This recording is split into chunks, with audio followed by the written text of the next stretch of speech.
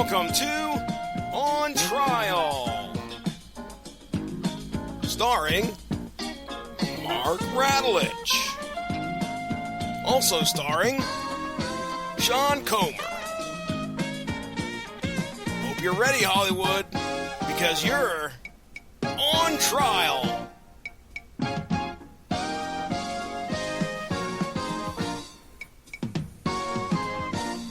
All rise. Court is now in session. This is On Trial, brought to you by the Radulich Broadcasting Network. Judge Harry T. Stone is presiding. I am your host, the mandated reporter, and frankly, I'm mortified, Mr. Mark Radulich. And tonight on the docket is the 1982 dark fantasy puppet movie, as it were, brought to you by Frank Oz and Jim Henson, The Dark Crystal, of which there is currently a prequel series, because all things are prequels and reboots now. That's the law. It came out of Hollywood. They've decided nothing original, all prequels and reboots. Dark Crystal, Age of Resistance, which we did a review for right here on the Radulich Broadcasting Network. You can check that out. Prosecuting tonight, he hates my whimper, but I'm just over here trying to be friend of the Gelfling. Ladies and gentlemen, it's Sean Comer. Bring me goddamn essence of a Gelfling right now. I'm going to need it. How's it going tonight, my friend? Not bad. Not bad at all. Just been a busy day. It was interesting having my first ever full viewing of The Dark Crystal wedged into it. You've never seen this before? You did not. This was not something you watched as a child? No, but I had always heard, faintly horrified whispers of it. See, you're going to have to flesh that out for me a little bit.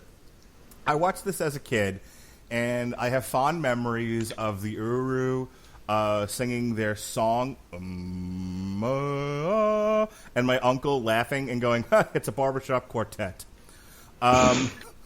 I remember, you have wings. Of course I have wings. I don't have wings. Well, of course you don't.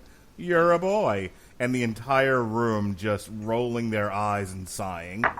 I remember watching this over and over and over again as a child, because we had it taped off of HBO. And I don't, look, I'm a world-renowned scaredy cat, but I never remember being particularly horrified by this. So tell me about these whispers you've heard.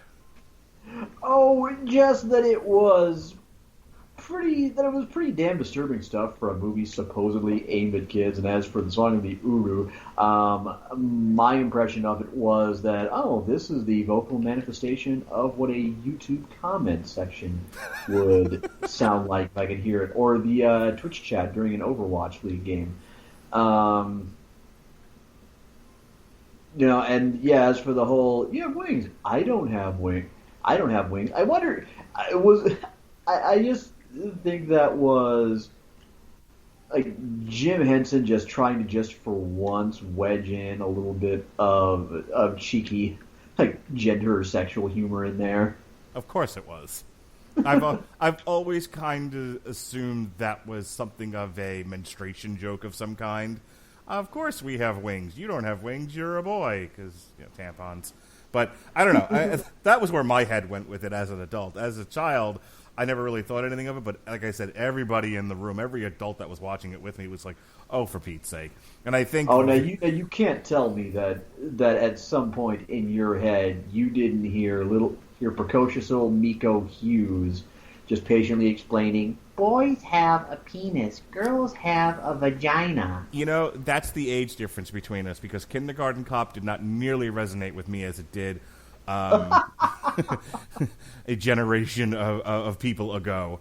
I think that was definitely your generation's thing. By the time Schwarzenegger makes Kindergarten Cop, I'm like, why aren't you killing people in movies anymore? What happened? So, yeah, The Dark Crystal, just real quick. I mean, you're going to go through your prosecution and all of that, but just as a casual film viewing, first-time film viewing as a mid-30-year-old adult, 50 words or less, what'd you think? The best way I can put it is visually, it's Jim Henson all over, and I mean that in the most complimentary sense. It is damn sure a Jim Henson creation. It actually holds up relatively well visually with just about everything else he's done. Narratively, it vacillates between over-explaining and almost patronizing the audience and just throwing shit out there with absolutely no explanation whatsoever. Things just happen. There is no world building. There's just, here is world. Enjoy! So I showed it to my kids in preparation for this about a week ago. In fact, it was a week ago Friday. And now this is family fun night on a Friday, and usually after a week of school, my wife is ready to hit the bar, and not because she wants to party, but because she wants to get drunk and die. But the kids are ready to party, and so they're a little rambunctious, and so getting them to sit down and watch dark high fantasy is a bit of a chore. But they got through it, and I will tell you that while you may have viewed it as an adult as patronizing and a bit, hitting you over the head, my kids are notorious for doing that Ellen thing of Ellen made a joke about this, about like watching a movie with somebody and them going, oh, what do you think's going to happen to this person? And Ellen turning them and going, you're watching the same movie as I am. Why don't we watch together and find out? They're very good about asking questions while the movie is going on that the movie will eventually get to. And I have to constantly tell them, like, watch the fucking movie already. I'll tell you, this is arguably Jim Henson at his most ambitious. Oh, absolutely. And again, that is something that I could not mean in a more complimentary regard.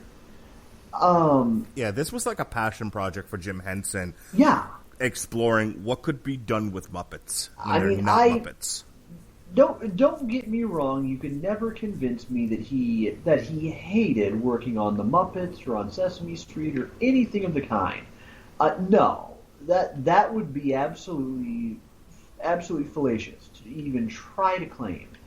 But at some point, everybody wants to kind of get out of their comfort zone and see what else they can do.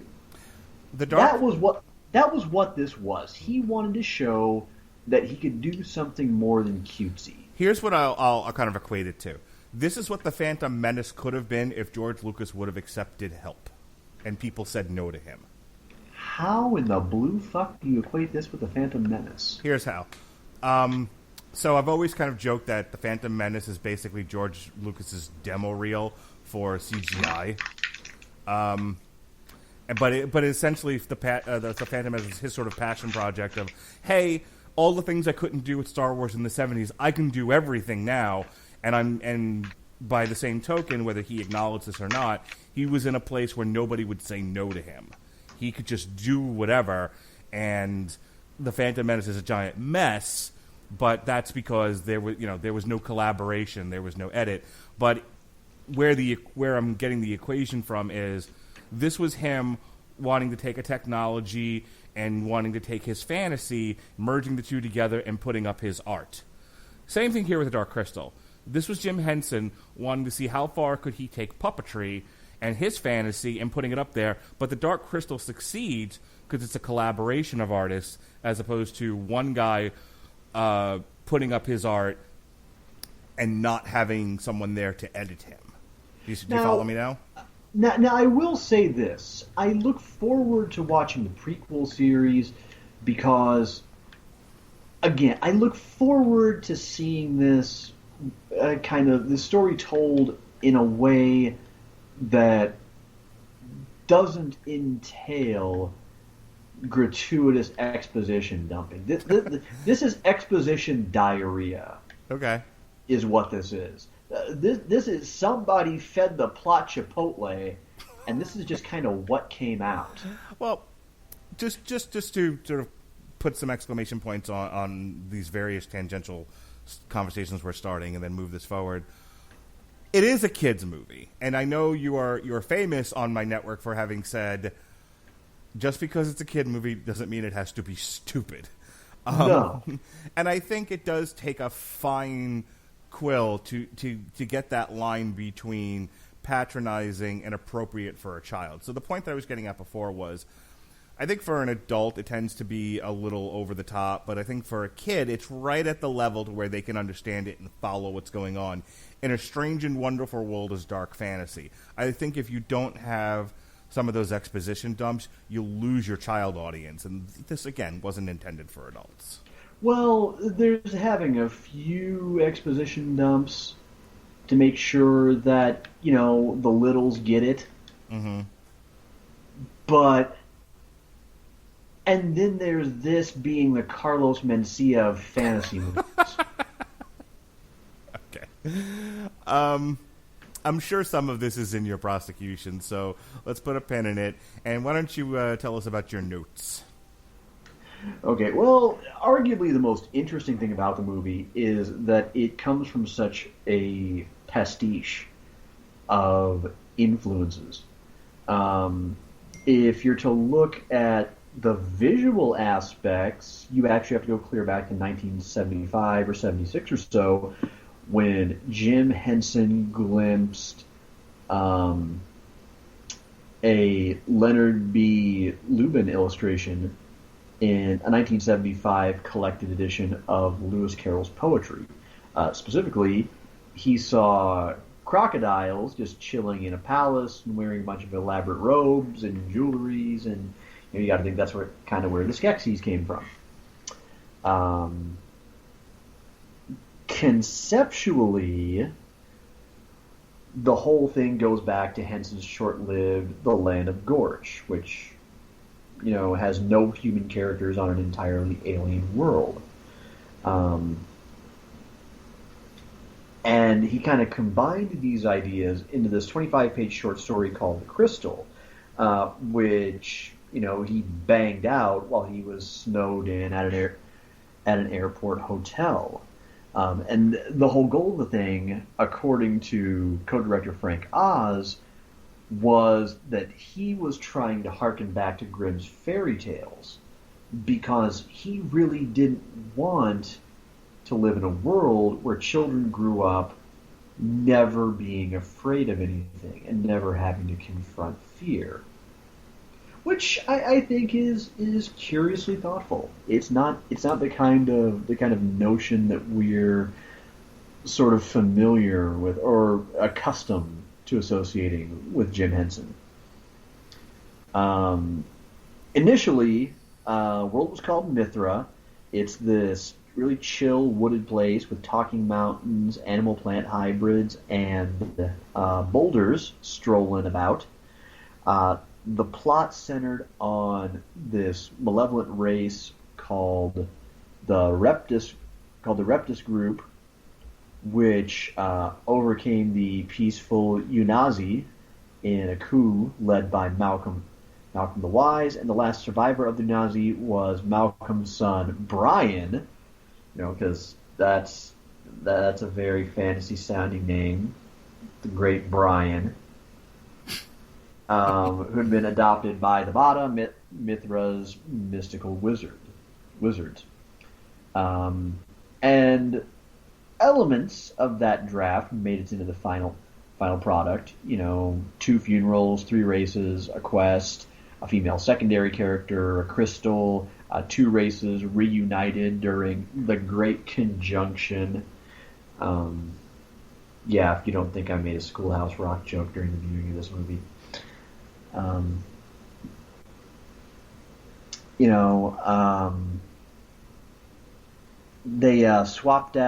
They kind of swapped Mithra to just Thra, because the original name was a little too similar to an ancient Persian deity. Kira was at one point called D. If you look at the philosophical undertones of the film, they were inspired by Seth Material by Jane Roberts. Henson was a big fan of the book Seth Speaks. He wanted it read by his collaborators prior to kind of beginning production on the film. One of them later wrote that Aughra's line, "He could be anywhere then,"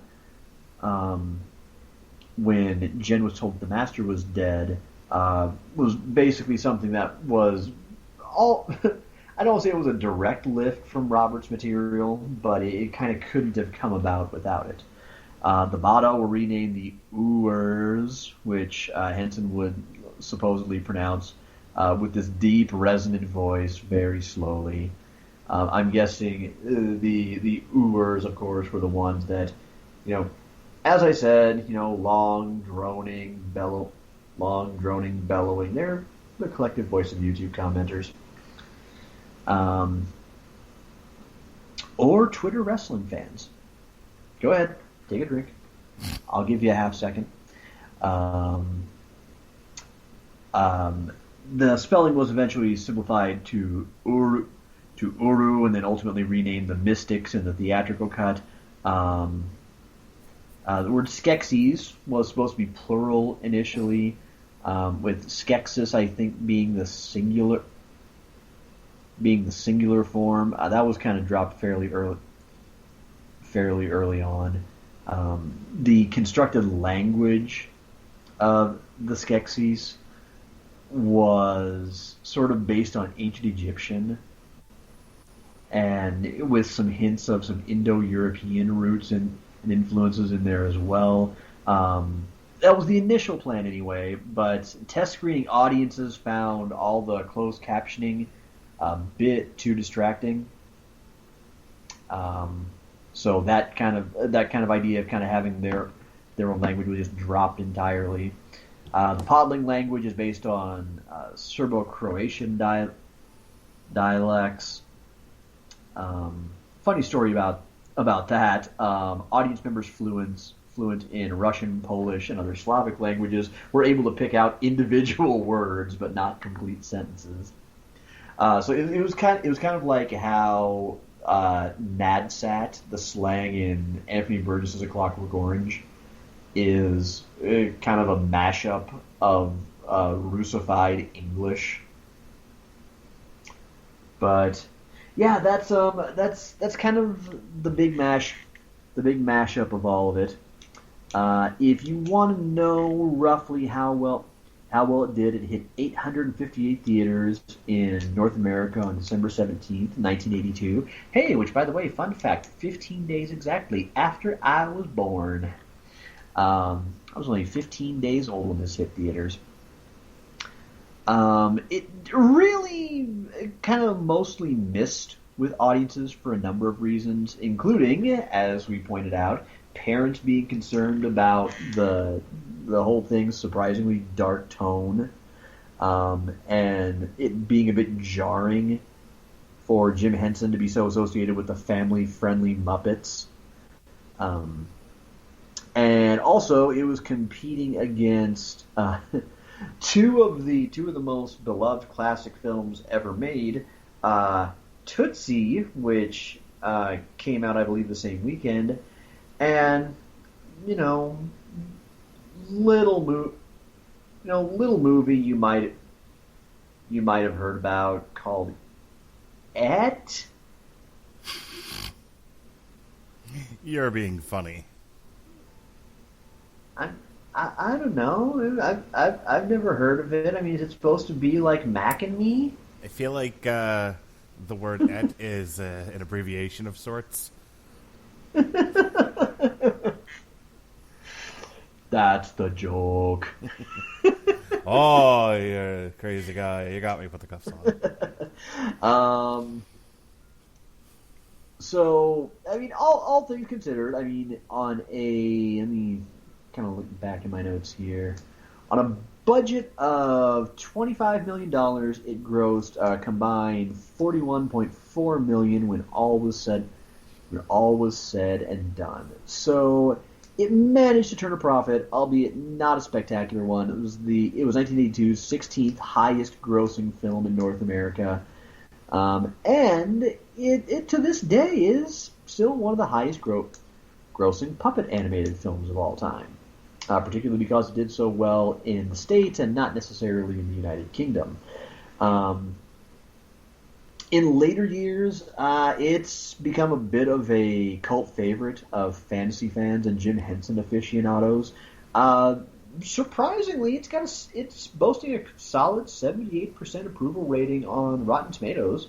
So it's based on 45 reviews with an average of 6.43 out of 10. So I mean, it's pulling a solid C plus. So it's not an utter bomb. Critically, I don't want to say it got drubbed, but much like my opinion of it, the belief was that the narrative doesn't quite live up to the visuals. Some might say it was kind of the Benicio del Toro, the Guillermo del Toro flick of its time. The New York Times described it as a watered-down J.R.R. Tolkien without charm as well as interest. Ouch.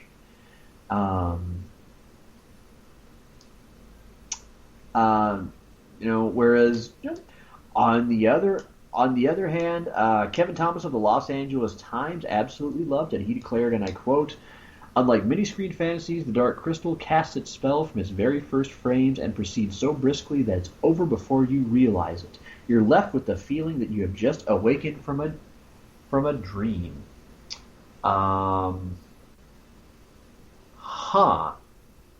That is quite the cleaning you are giving Jim Henson's cock there, and I'm not sure I agree with it. There's a lot you can praise, but that's a pretty gross exaggeration. And finally, we'll cover the awards scene real quick. It was nominated for a Best Visual Effects BAFTA.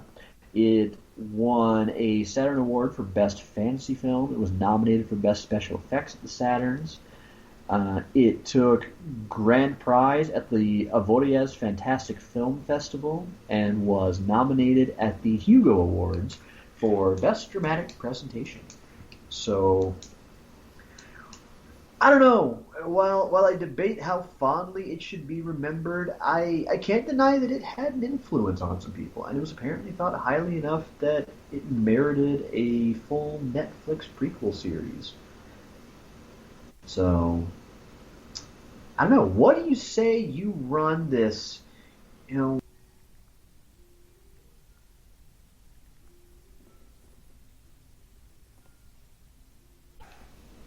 Hey, just a minute, a minor technical difficulty there, but I think we are moving and grooving. So Sean wrapped up the notes. Here's the 10-cent plot synopsis. We start 1,000 years ago on the planet Thra. The crystal broke, and the keepers of the crystal, who were the Urskeks, split into two different races. You have now some of this we covered on the on trial, rather on the TV party for Age of Resistance. I'm not going to go back and forth like we did there, where we were trying to sort of capture the whole history of this of this fantasy creation. As far as the movie tells us, there's an evil race and there's a good race. You have the Skeksis and you have the Urus, or otherwise known as the Mystics. And the Skeksis live in the Crystal Palace, and they are the keepers of the crystal. And the crystal has been giving them immortality. They are responsible for having killed off the Gelfling, though they missed one, and his name is Jen, and he's been raised in secret by the Mystics. The Great Conjunction is coming, though, and what we find out through, as Sean was saying before, lots of exposition, is that there is a prophecy, as we will learn, that a Gelfling, who is our star here, our elf-like creature, Jen, will find the missing shard from the Dark Crystal, and as the Great Conjunction is happening, he will put the shard back in the place of the crystal. The Great Conjunction will happen, and he will save the planet from the Skeksis. However, if he misses the deadline, he can't get this thing fixed by the time of the Great Conjunction, the Skeksis will live forever, and they will rule forever, and the planet will eventually die because they've corrupted the whole darn thing. So Jen goes out and about. The first stop is the astronomer Aughra, and she is the keeper of the shard. When he shows up, she dumps an entire box of shards at his feet, and like the last crusade, says, go ahead and pick one, but choose wisely. After some time of studying the shards and trying to figure out how the hell he's supposed to do this, he plays the Song of the Planet, and the crystal responds, and he goes, oh, that's the right one. But right as this is happening, these beetle crab-like creatures, and called the Gartham, which we'll find out in a whole other thing, is a hybrid of Grunak and Spitters. I promised myself I wasn't going to keep referring to Age of Resistance. Never mind all that. But giant crab tanks named Gartham show up to Aughra's house. Wait. So a quick point of order. Yeah. Because maybe I missed something during the movie, but do we find out actually during the damn movie what the hell the Gartham are? Nope. They're just there. I didn't fucking think so. They're just there. All right, so the Gartham show up to Aughra's house, and being of large might but not a lot of brains, grab the wrong thing. They leave with Aughra, but Jen escapes. He shortly thereafter. To give my fellow nerds some idea, these things look like a Metroid fucked a xenomorph. Sure. We're going with crab beetles, but that also works. So anyway, Jen escapes, and this is where he goes into the swamp. He meets Kira, who is also another Gelfling. Her parents, just like Jen's, were killed by the Skeksis and the Gartham. They both equally think they were the last ones, but they have found each other. They then run into one of the Skeksis who has been ousted after losing a trial by stone. The Emperor has died. Two of the Skeksis battle for the right to be Emperor. The Gartham Master wins, and therefore the Chamberlain loses, and the Chamberlain is ousted. He is exiled from the Crystal Castle. So that leads to him running into Jen and Kira, and because he is Chamberlain and he is the Rasputin of the group, he is a manipulator.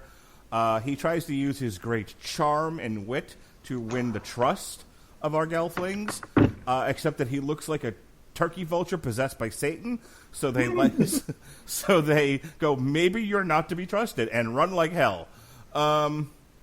They will eventually find their way to the Crystal Castle. They try to get in through like a basement exit where they run into our good friend the Chamberlain again. And he again tries to convince them to come with him so that he can get back in the good graces of the new emperor. Again, Turkey Devil. So they're like, nope, pass. He gets pissed, causes a cave-in, nearly kills Jen. At which point he grabs Kira and he takes her to the Skeksis, and they're like, oh, you found the last Gelfling. Hurrah. Now, we'll kill this one, and we won't have to worry about the prophecy being fulfilled. They try to use their essence draining machine on her, but Aughra is there, and Aughra says, hey, dum-dum, you can talk to animals. Try it. See what happens. So she does. And the animals all wake up in the scientist's lab where the machine is, and the animals break out of their cages, the scientist falls into the pit of lava, and Kira is rescued, who then in turn rescues Aughra. Jen digs himself out from the avalanche, and they all meet in the chamber of the crystal as the Great Conjunction is happening. Jen jumps on the crystal. Kira is stabbed to death, but in being stabbed, she chucks the shard at Jen. Jen grabs it. He fixes the crystal. The Great Conjunction happens, and look who shows up at the ta-da nick of time, but it's the fucking Mystics. Hot damn. Their entire contribution to the plot of this movie is they walk from ya to ya. So they get there as the Great Conjunction is happening. They merge back with the Skeksis and become the Urskeks, who reveal the last bit of exposition, which is, hey, we were entrusted with this crystal, but we abused it, it split, we split, and shit happened. Sorry, we fucked up. And then they fuck off to space. Ta-da! The Dark Crystal, everybody. Oh, and magically, all the environmental damage that was done by the Skeksis is magically repaired, which I think is a sound political platform that someone should run on. If we want to fix the environment, clean the waters and the air, fix the crystal. I think someone could get elected president with that, but that's a whole other podcast. Sean, your prosecution, sir. So let's go ahead and just work backwards, because the greatest weakness of this movie is the question, who the hell is this for? I mean, frankly, I'm not going to say that this is exactly Hellraiser or Saw in terms of squick factor, but in terms of things being just generally pretty unsettling for a movie for kids that would have been more familiar with Jim Henson's work from The Muppets or Sesame Street, this is really pretty dark the whole way through. I mean, and we're talking everything from the Skeksis devouring still living creatures at dinner to the scenes of the podlings and at one point almost Kira being drained of their essence and turned into pretty much mindless husks. This stuff is kind of nightmare fuel. And that's before we even get into the whole design of the Skeksis themselves. Before you even get into the very concept of these creatures drink the essence of living things to make themselves young. Those are really pretty horrific themes. But along the way, the fact is, visually, it is stunning. It is legitimately some of Jim Henson's most artful, imaginative, out-of-the-box work. I can't argue with that. Narratively, it is patronizing. It spends the movie pretty much taking the embodiment of the concept of show, don't tell, and fucks it repeatedly in the eye socket. It spends its first several minutes basically not being a movie, but a bedtime story. I mean, compare it, and granted, I know possibly apples and oranges, but stick with me here. Compare it, first of all, to Highlander. It takes less than 60 seconds of the dulcet, hear it and you gonna get pregnant dulcet tones of Sean fucking Connery's voice to sum up the most general information you need to know. Kind of the same thing in Legend. Hell, Star Wars. You get an opening crawl of very general exposition, and then everything else is just laid out over the course of the movie. That's where the world building takes place. There's kind of a natural explanation of a lot of these things and a lot of the mysteries. Not the Dark fucking Crystal. It has exactly two speeds. I am going to tell you every single little thing you need to know over the next couple of minutes instead of letting you figure anything out for yourselves. And here's a thing. Look at thing. And nothing else.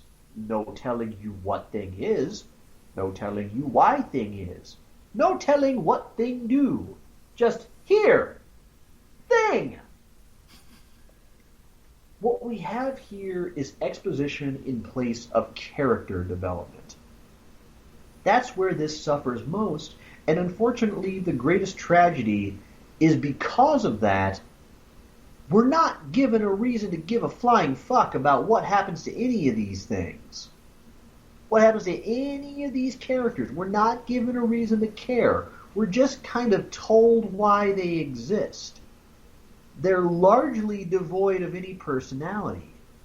We don't really invest in them all that much. We're just kind of told why they're there. It's the equivalent of a modern video game tutorial.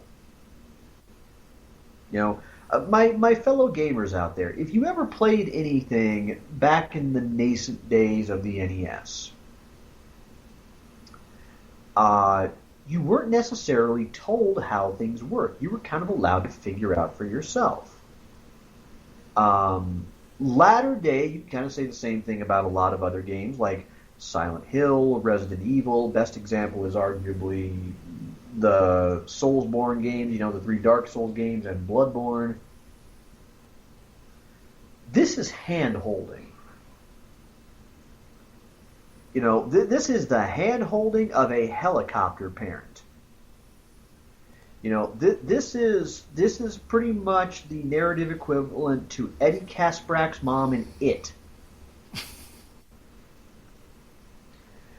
And when we are introduced to new things, the other gears, as I said, concepts just sort of exist.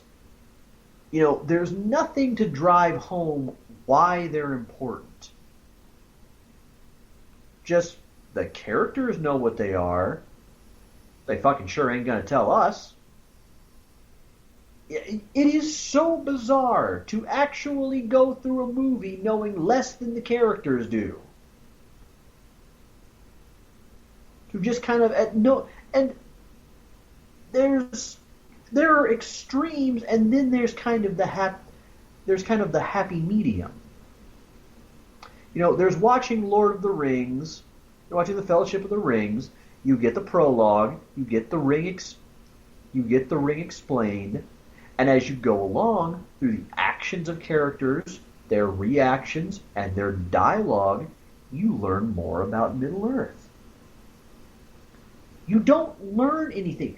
It's kind of the Krull problem. Krull does much of the same thing. You don't get much explained in Krull either. Just, here's the concept of fire mares. Oh, no, we're not going to tell you why they're important. Just, fire mares. And then we can kind of get into the nitpicking a little bit about the actual kind of way that the story progresses. First off, I just want to be known, the Skeksis defy all survival. All of it. When we start this thing, there are 10 of them. Minutes later, we're down to 9. Their entire species, as they know it, is down to 9 individuals. Okay? 9 individuals. 9 people. They then kick one out. Basically don't care if he shits, dies, or goes blind. Just bye. It's like watching a fight between white rhinos and pandas. But then, as it goes on, just scene after scene after scene kind of drags on without any apparent objective, without anything evident we're supposed to take away from it. The dinner scene with the Skeksis, it doesn't really convey all that much about them. It's not like they're, for the first several minutes of it, it's not like there's anything we're really taking away from it. Just, it's grub time. It's grub time for the hell vultures. And we're just kind of just sitting there awkwardly watching. But it's not like they're the only problem, because let's talk about Jen and Kira for just a hot second. Jen is a lazy, inept piece of shit. Oh, Jesus Christ. Jen is carried throughout this entire movie by the actually brave, actually intelligent, actually talented Kira. Kira is the hero of the whole damn thing. Jen barely does shit. He's just kind of in the right place at the right time because prophecy say so. My God, Kira, honey, I hope they have Ben Gay on Thra, because your back gotta be hurting carrying his ass. The last time I saw a carry job like this, Shawn Michaels went out in the main event of SummerSlam and wrestled himself for 30 minutes to make Hulk Hogan look like the legend he used to be. Take another big drink for that one. I was going to say, point of order, take a drink, everyone. Which, by the way, I have introduced Lady Jet Bear to professional wrestling. That is a match I have to show her at some point. Oh, yeah, but I would suggest getting liquored up first if I were her. Suggest what? Getting liquored up first. That takes about a half glass of wine. Fair enough. Cheap date. And we got a case.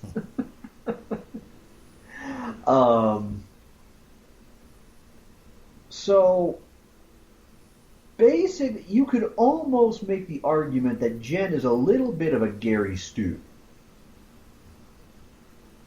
He gets to be the hero, but he never really earns it. Unless you count having to hang out with that screaming dust bunny, which, by the way, the happiest ending you could have come up with for the prequel series or this one, it would involve that thing being punted into the closest of those three suns. Objection. Leave Fizzgig alone. Fuck no, I'm not going to leave Fizzgig alone. Leave Fizzgig alone. What did Fizzgig ever do to you? That is Jim Henson's Jar Jar Binks. Oh, I'm gonna shut up because you're in the middle of your thing, but it's not fair. I ain't even gonna say he's an Ewok. Ugh. He's a fucking Gungan. And not the smart one. He's a bombad nature. He's a bombad nature's little oopsie. But, you know, the one review said it's 90 minutes that's over before you know it. Oh, you feel every minute of it. Because while it's pretty to look at, again, it's 90 minutes in which you just don't care. And by the way, if I were Jen and Kira, and I were to see how quickly the Mystics just sang their droning non-song to the Metroidomorphs and just waltzed right in, I would be pissed. Gotta go underground, nearly get brainwashed and enslaved. Jen had rocks dropped on his fool head. Had to then, again, pal around with ah in his ears the whole goddamn time. Kira has to fucking die. Jen has to right place, right time, basically be, yay, I'm helping, and put the rock in the other rock. And meanwhile, the Mystics just stroll right through the front door? What a bullshit ending. Is bullshit. And by the way, as far as the prequel goes, I haven't watched it yet, but now watching it, I'm going to be fully aware that I'm going to be watching a series that is ultimately going to end in a genocide. Yeah, Robert Winfrey said a number of times throughout that review, don't get too attached to the Gelfling. No! Because again, it's a prequel. You know how this is going to end. All but 2 of that race is going bye-bye. Mm-hmm. But to kind of wrap up this first version of it, it's half of a full-fledged classic. Visually, it deserves every ounce of praise that it gets. But as far as the movie's actual structure, respecting its audience's intelligence, and not mistaking exposition for character development, it just couldn't miss the mark a whole lot worse. Floor is yours. The charge brought against the Dark Crystal first is it was made without knowing what its audience was supposed to be. Was this a dark fantasy for young adults, older adults, children? As the prosecution said, who was this made for? And thus, the charge is it's a muddled picture because it has no defined audience. To that charge, I grew up in the 80s. 43 years old. You know what I grew up with? The Last fucking Unicorn. With that Rankin and Bass, I don't know who the hell they were trying to draw these cartoons for, animation. These are the good people who brought you The Hobbit and the Return of the King movie, which was on national television, broadcast. Question. Did they also give us Heavy Metal? Go ahead and look it up because I actually don't know the answer to that question. I'm curious. So yeah, Rankin and Bass, Last Unicorn, The Return of the King, and The Hobbit, which was all nightmare fuel. And I know because I had the fucking nightmares. Okay? These things range between unpleasant and gross to look at. With voice performances by people who sounded like Slayer, essentially. Okay? These were the most horrible, most scariest voice performances ever submitted to a cartoon format and put on for children. These were fucking children's cartoons. Oh, but okay, maybe you're not a child who was exposed to the Tolkien cartoons, or The Last Unicorn, where his skeleton is yelling in a horrifying voice, "Unicorn! Harold, unicorn!" Okay, it's still upsetting to me. With his red eyes. Who was this made for? I'll tell you who it was made for. It was the people like me who grew up in the 80s who had to deal with the Raggedy Ann and Andy cartoon. Remember that, people? Remember Greedy? This giant caramel monster who tried to eat Raggedy Ann and Andy because he had a sweet tooth? Remember that nightmare fuel? Remember Ha-Ha, or whatever the fuck his name was? The crazy-ass knight wearing a garbage can for some odd reason? Or the Pirates? You're my friend. You're my friend. I like you. I'm scared to death. Remember that? Remember the camel? The stuffed camel that the human character in the movie comes home with and becomes part of the group like Toy Story so many years later, except it goes fucking crazy and jumps off a cliff? Remember that? I do. I was there. Don't tell me who was this made for. Apparently in the 80s, what was animation and children's movies were meant to scare the fuck out of people. That's what they were there for. Don't tell me nothing. All right. The Secret of Nim. It's another good one. This is a story about rats over the dishes. Rats trying to kill one another with swords. This is a children's movie. We didn't get a break until Fievel. Got it? An American Tale. Finally. Pleasant-looking creatures drawn and singing wonderful songs. That was like the late 80s, when people suddenly realized, hey, this shit's for children. Maybe we shouldn't scare the piss out of them. So don't tell me. that The Dark Crystal wasn't supposed to be a children's movie. This was exactly who it was meant for. Little itty-bitty children who were used to seeing the most horrifying things not outside of a Nightmare on Elm Street movie. That's exactly what this was.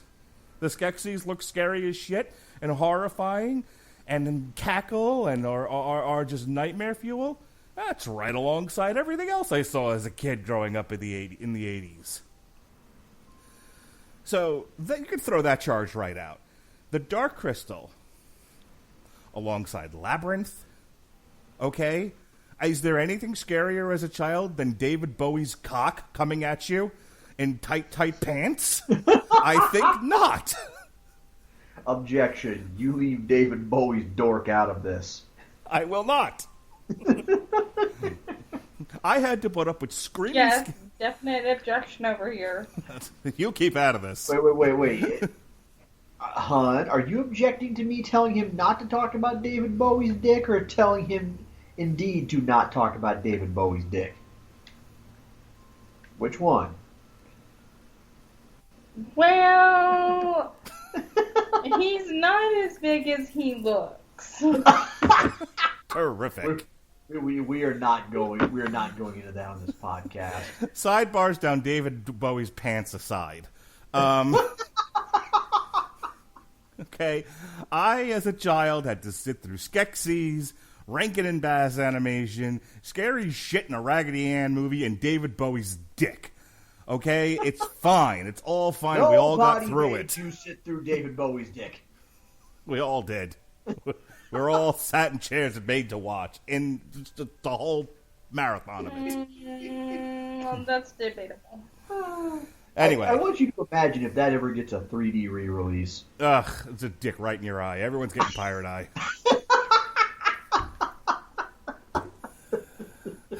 There's poor Jennifer Connelly wandering around a maze and David Bowie's dick right in your face. I love that movie. That's one of my favorite movies in the world, but...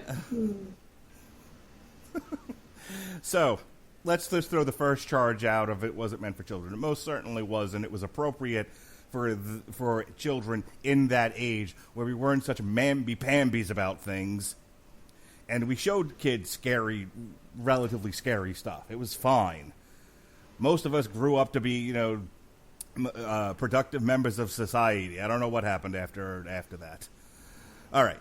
So, to the charge, moving on from this. By the way, if you've listened to all of our on trials in the past, try to find the one where I don't make a dick joke. Good luck. All right, moving on. So to the charge that narratively it's a series of exposition dumps. As I said at the start, I actually had the sort of thought experiment of having watched this with two modern-day children, an 8-year-old and a 5-year-old. And while I'm not going to hold it against the prosecution that he did not have the opportunity to test this with other children to see how it would work, because that's not fair, I would say even if I hadn't watched it with them, just kind of putting myself in the mind of an adolescent, I would tell you, you do need to kind of take them by the hand and walk them along. Now, closest I had was a 15-year-old. I empathize with the position that you shouldn't have to dumb things down to make it palatable for children, but I think there's a fine line between dumbing it down and slowing it down enough so that a kid whose attention span is not always great gets what's going on and can process things. Remember, these are not adults. They do not, by nature, process things as fast as an adult or as deeply as an adult. Even the kid with the best attention span is still going to have to take time and take it in. So I think Jim Henson and the person who wrote the screenplay, who is Dave Odell, and everybody else who worked on the craft of this movie, took care to understand who their audience was and what they would need to keep them invested. I think the problem is anyone who's watching this now as an adult It isn't watching through the rosy glasses of nostalgia. It doesn't have that connection.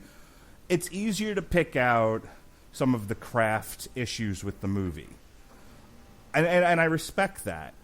But I think, again, and I've brought this up in previous On Trials before, you do have to understand who this is being aimed at and realize they're going to view the movie differently than the average adult. That's just the way it is. If you sit and watch an afternoon of Disney Junior, that's a pretty well-written television for the intended audience of 5-year-olds and younger. Vampirina, whoa, Vampirina is a fine little show. It's just written for a very young audience. Sophia the First, wonderful. It's not meant for a 35-year-old, though. You might have some patience issues with it. Moving on. You have to... Now, the prosecution didn't raise any issues with the aesthetic or the craft. So I will just go ahead and say we are in agreement. The movie looks pretty. As a demo reel for what you can do with puppetry, I think it's a masterclass. I don't think there's any objection there. So let's talk about characterization. Poor Jen. Poor Jen has had his name dragged through the mud in this trial by the prosecution. Because I think about the unwilling hero, right? The hero who was happy on the farm and is ousted from his comfortable surroundings and made to fight the good fight against his nature, against his personality, but because the situation wills it so. Why is Jen being given such a hard time when this is the paradigm for most of our beloved heroes? Jen is not a do-nothing. Jen was raised by mystics in isolation for fear he was going to get killed. And then suddenly, because they plumb ran out of time, was told, yeah, you got to get out there and do this. We probably should have told you sooner and prepared you. Sorry, we fucked up. We're the mystics. This is what we do. We also watched wholesale genocide happen because, we're a little Buddhist. It's fine. So, poor Jen, who has been raised in isolation, who has been protected all his life by this gang of mongoose lizards, or whatever the hell they are, the mystics, is now wholly unprepared to go on this quest. And the only instructions he's given is, go see Aughra. She's got the shard. And then when he gets there, Aughra's like, and I don't want to give too much away about the series, but Aughra knows what shard it is. She was there. And yet, she pulls this Yoda shit where she's like, I'm just a crazy old lady. I don't know nothing. Here's a box of shards. Knock yourself out. And he's made to find it. And with no help, with no instruction, just using his own cunning and his own thoughtfulness, figures out how to figure out which shard it is, and then does it. And then it's your typical high fantasy. I mean, if you think about, like, it was compared to Tolkien by one of the reviewers, but, not as good. That's a whole other conversation. But if you think about Frodo for a moment. Frodo's given this ring because he's not likely to try to take over the world with it. He's probably not going to wear it either. He's just going to hang on to it because, Bilbo's a lunatic at this point. And he's like, just take the ring. It's fine. Just hide it. Don't tell anyone about it. Okay, cool. And then, with no preparation and for no other reason than they've run the fuck out of time, he's told by an old man in a pointy hat, take this ring and go to a volcano, and we'll first go see the elves, and then eventually we'll be told, go to a volcano and throw it in there, quick, before the giant fiery devil eye finds you. And again, see, same thing. Jen, Frodo, same guy, basically. They're just on the run. The cops got their gun, and right about now, it's time for them to have some fun. I almost want to concede the case just for that Beastie Boys reference. So Frodo's on the run. No, you don't. So Frodo's on the run from the Nazgul. Jen's on the run from the Skeksis and the Gartham. Same plot. At this point, which one did it with the wiffle ball bat? I believe it was Kira. Oh my. Moving on. To call Jen a do-nothing is to call Frodo a do-nothing, and he's one of our most beloved heroes. Frodo didn't want to go on this journey. He did so because he had to. You know, he's looking around and he's like, yeah, these motherfuckers are all going to kill each other before this is over. I don't particularly want to take over the world. I guess I'll go, is what happened. Jen is told, hey, you better do this or the Skeksis are going to rule forever and they'll probably find you and kill you. And he goes, well, I guess I ought to. And that's the thing. You look at Frodo, you look at Jen. If you want to nitpick about the finer aspects of their personality, but basically they're driven by the same thing: self-preservation. Neither one of them want to go; they just have to. And while Frodo struggles with self-doubt, struggles with his place in the world, I'm just a hobbit in a world full of tall people. You have Jen also struggling with self-doubt. Also struggling with his place in the world. I'm just a gelfling. All my people are dead. I don't know what's going on. But someone told me to stick this thing in a thing, so I guess I need to go. And then it's just your typical high fantasy chase. The Nazgul are chasing Frodo, the Gartham are chasing Jen, and eventually we get to where we need to go. And so when you get to the third act of the thing, it's just trying to get the thing into the thing with some hurdles in the way. That's fantasy, folks. I don't know how else to break it down.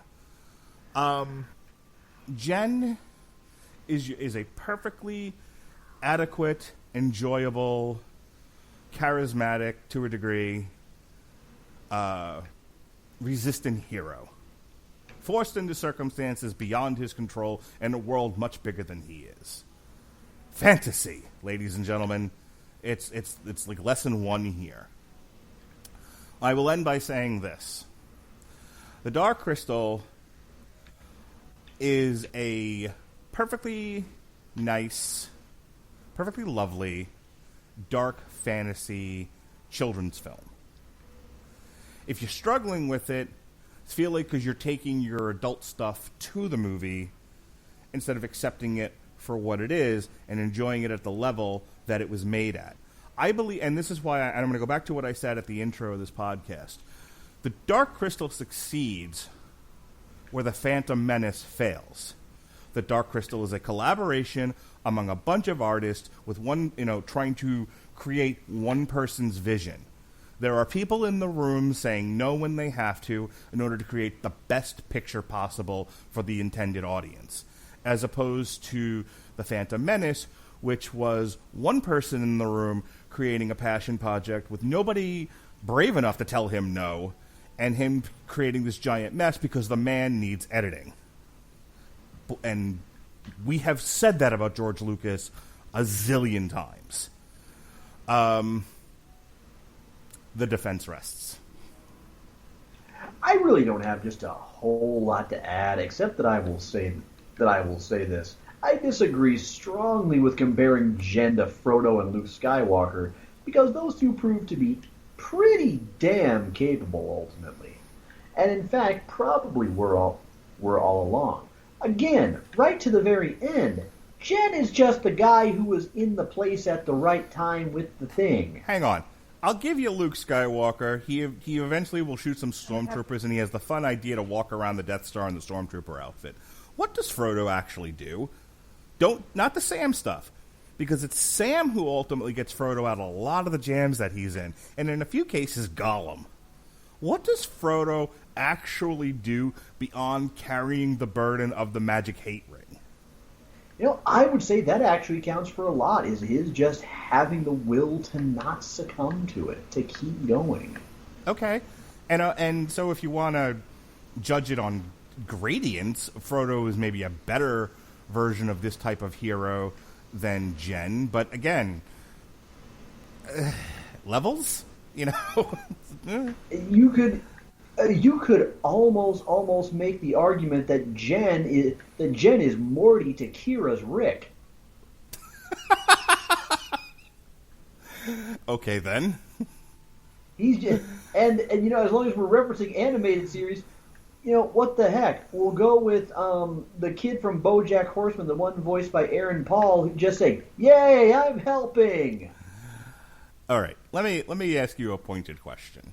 Let's Fire just have a conversation here. Okay. Are you just put off by the fact that there are these moments of internal dialogue that Jen expresses about why he has to do this, why it's got to be him, and he would have just rather have stayed with the Mystics? Not really. That doesn't really put me off. Those are some of the few moments where he actually has a character. But again, most of the movie, what should be character development, is instead just becomes exposition. Okay, what specifically about his character presentation is where you finally just sort of stopped and went, "You suck as a character"?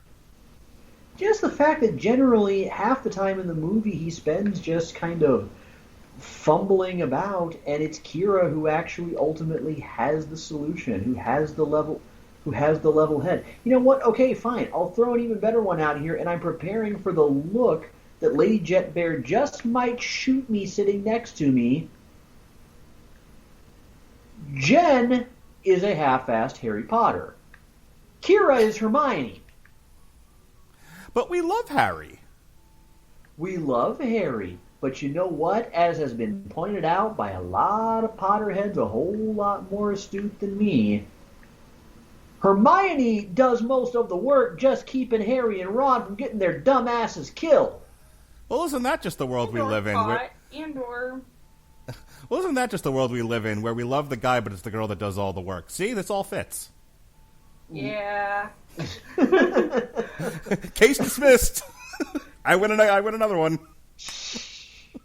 But I mean, yeah, we talked about the craft. We talked about how we ultimately agreed that it was spectacular. That's not really worth discussing anymore. But you know what? As far as tonally, you made the argument about Disney Junior. Is that the name of it? Yes. I'm raising a teenager. You're raising littles. I don't know these things. Okay. Okay. Did I get the name of it right? It's Yeah. Disney Junior. Disney Junior is the channel in which the shows I referenced. Oh, okay. I was gonna say the only Disney Channel I'm aware of is the Disney Channel I grew up on, and Disney XD is where Overwatch League gets shown for a few games per week. Nope. There's like 47 Disney channels now. So the one for littles is Disney Junior. Okay, I gotcha. Disney Junior equals Crumb Snatchers. Gotcha. Anyway, you know what though? There are also lots of kids shows that are not really geared towards adults at all that also just happen to just kind of still work for them. And again, I'm going to get shot a dirty look for this one, but I dare her to actually argue it. My Little Pony got over with adults more than it had any right to. All right, if you're going to sit here and argue that the plot of The Dark Crystal is somehow less than the average plot of My Little Pony Friendship is fucking magic. People obsess over it. No, but you know what? It's one of those where it's also not a show where it necessarily, like I said, kind of demeans the audience's intelligence quite as much as The Dark Crystal does at times. Oh, I would not agree with that. I've watched Friendship is Magic with my daughter. Yeesh. I suffered through it with Alexis.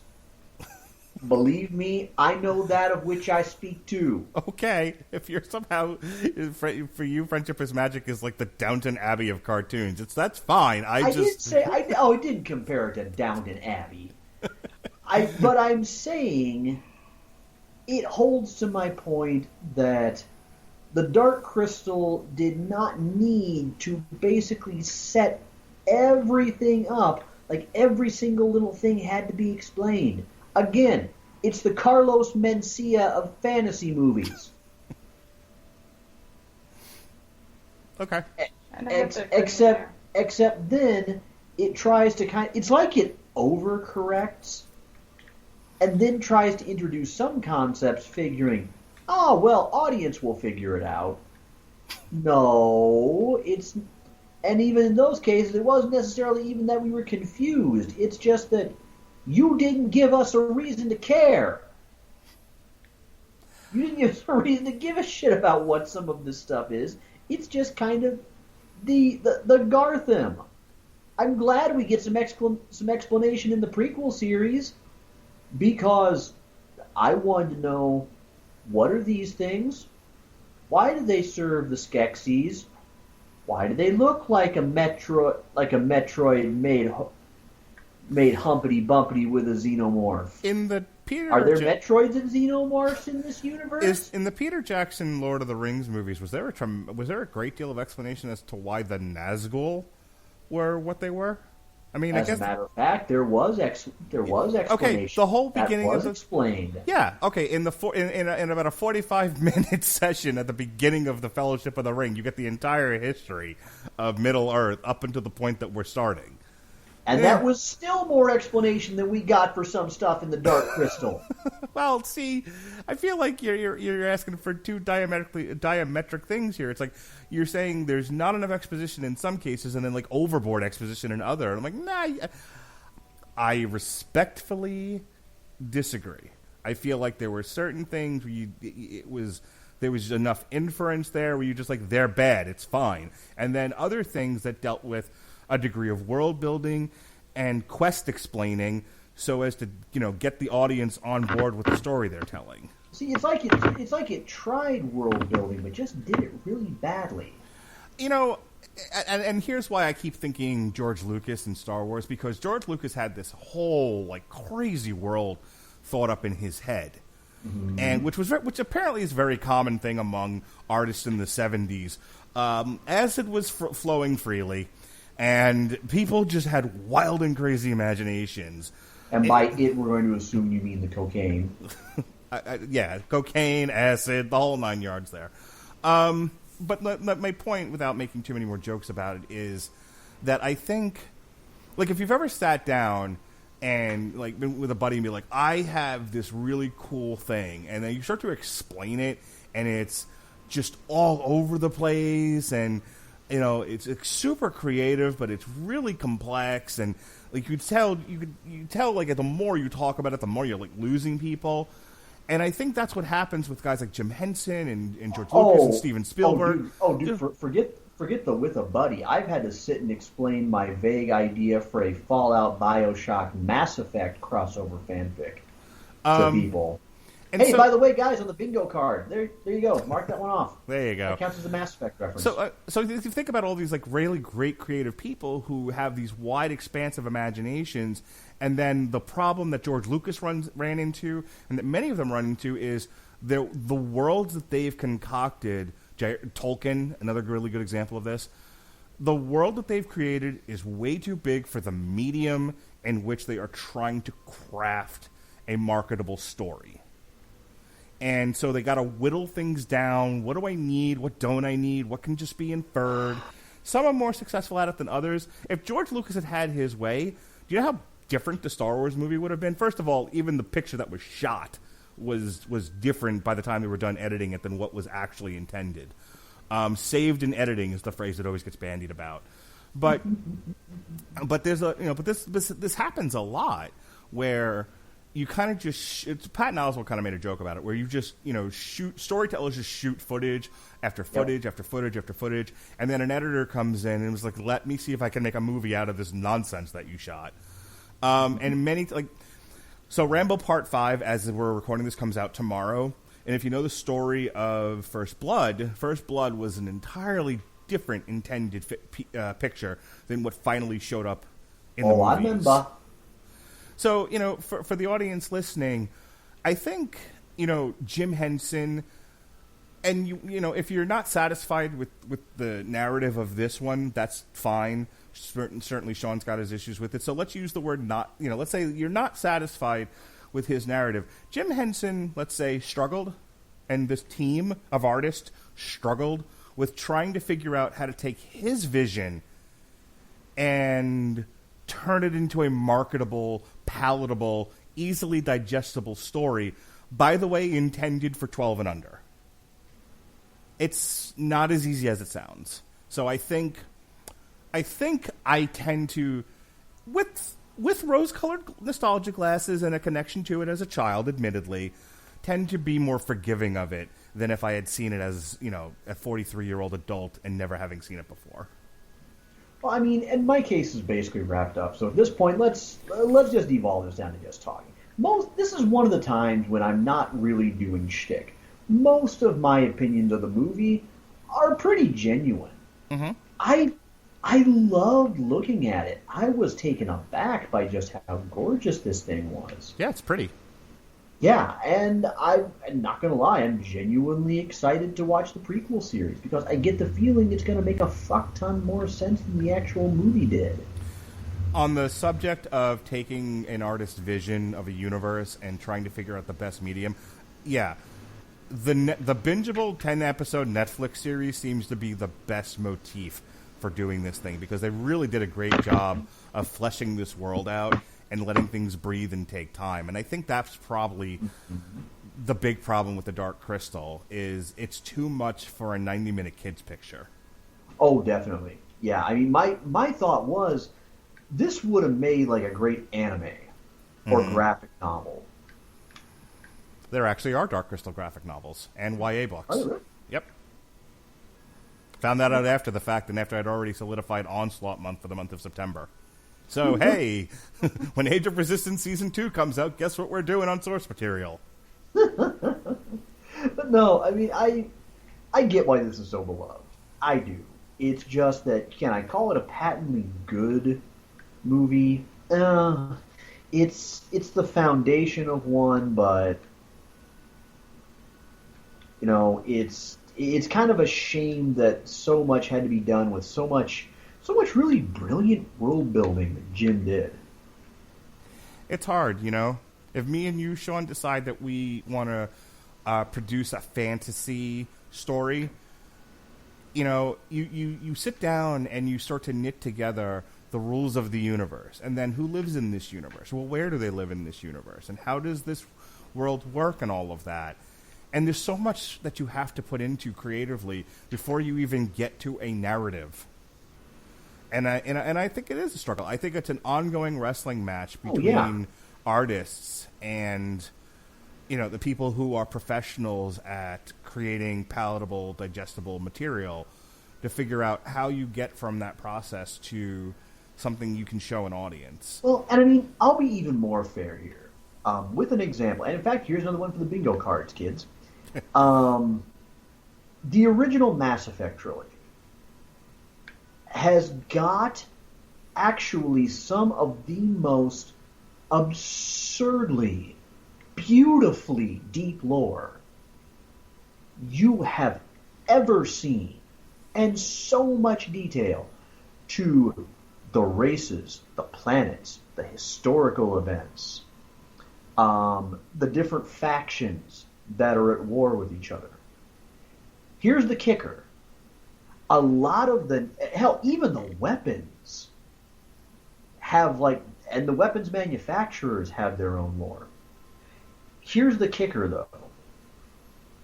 To really get the best stuff, you have to hit the pause menu and you have to go into the journal section and listen to the different entries, which is worth it, in my opinion.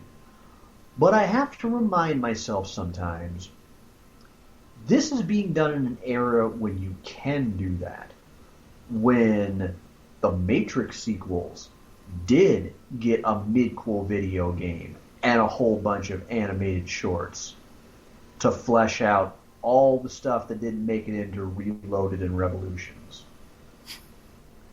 About the fact that, you know, yeah, we've got the story of 2 Injustice video games, but holy hell are a lot of those plot holes filled in the comics.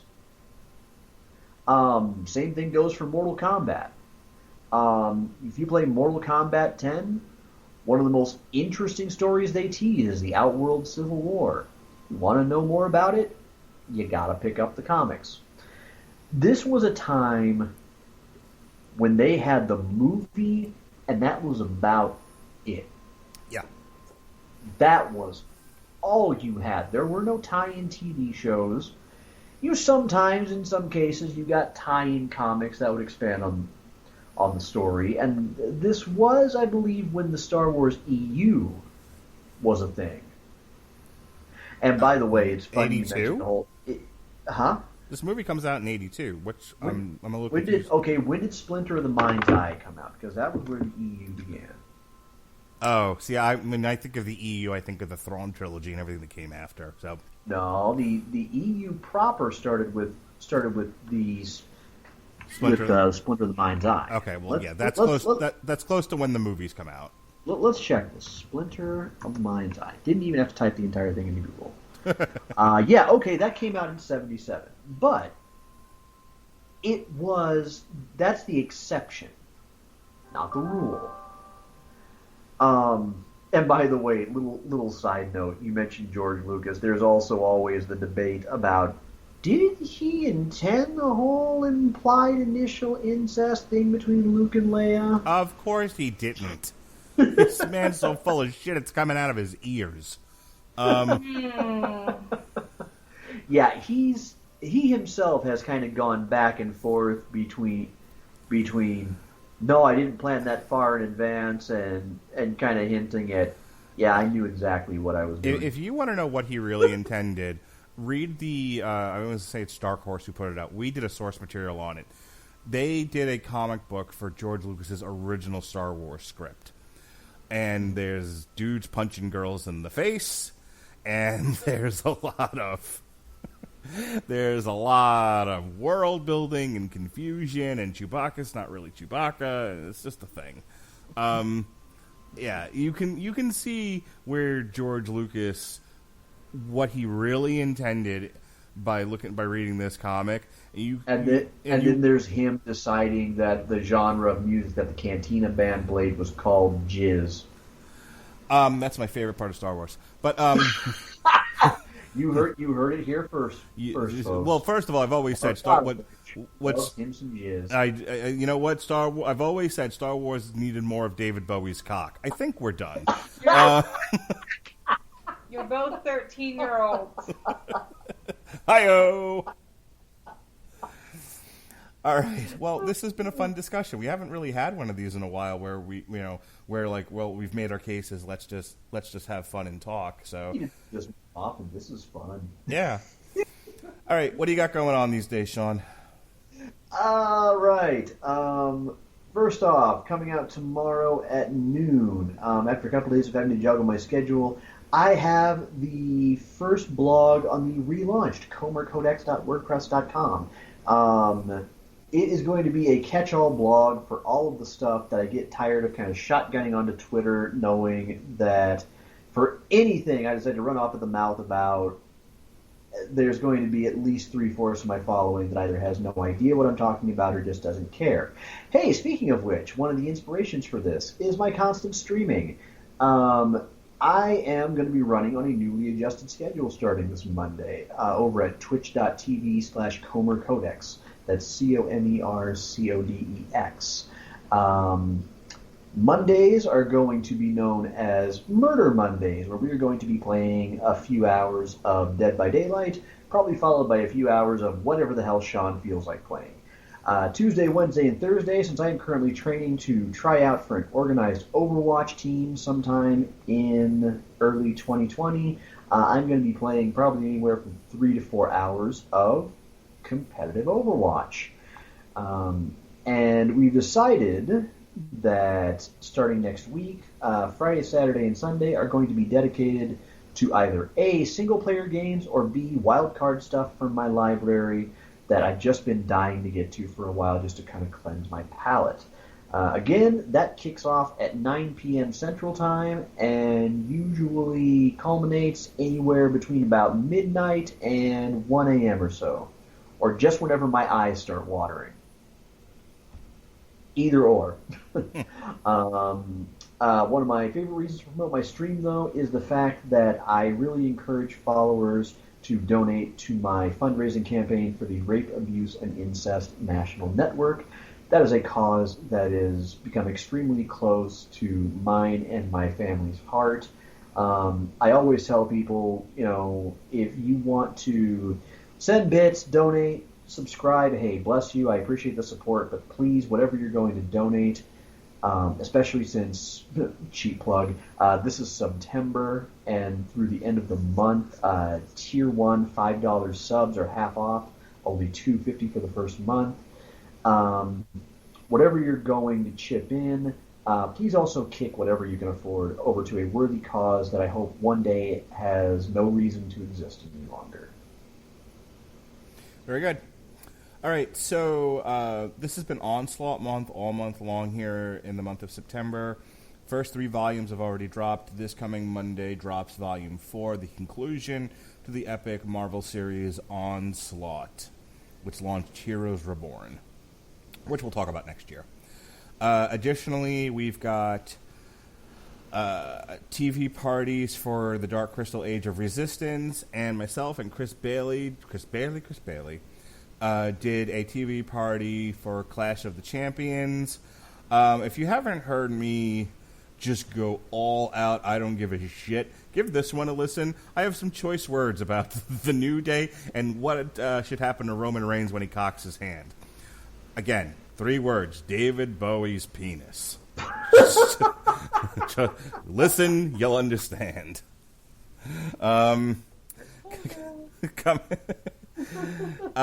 Speaking of which, coming this week, we've got a review for Rambo: Last Blood, Korn: The Nothing, and then Robert Winfrey will be joining for yet another TV party, Disenchantment Season 2. We did not get a chance to do our review of the new Tarja album. I don't want to get off on a whole thing here. Just we had a leak in July. They fixed it, but they still had to redo the kitchen and redo the floors and paint. And they showed up yesterday to do that. So my house is a shambles, I tell you. But we have nice, pretty floors now, so that's good. In any case, we were not able to record the new Tarja review. So suffice it to say, if you like Tarja, you'll like the new album. It's fine. Check out our Metal Hammer of Doom extra on her Tears in the Rain, I believe it's called, video where she does roller derby. Yes, if you're tired of Tarja walking around in various outfits out in the woods or standing on a mountaintop or next to a waterfall, she does roller derby in this one, and a good time was had by all. We kick off October with Gotham by Gaslight the book, and then a TV party for the animated movie Gotham by Gaslight, which is currently on DC Universe. We've got a review of Hell Yeah, Welcome Home, and then myself, Totally 80s, Pat Mullen, Mr. Toxic Masculinity to You, and I and Jesse Starcher will be reviewing the new BH 90210, which has been hilarious if you're into meta stuff. And then we kick things off with the Killing Joke rebroadcast from Source Material. We'll have a review of Brian Azzarello's Joker, the Joker movie. That'll come out on October 4th. The new Steel Panther.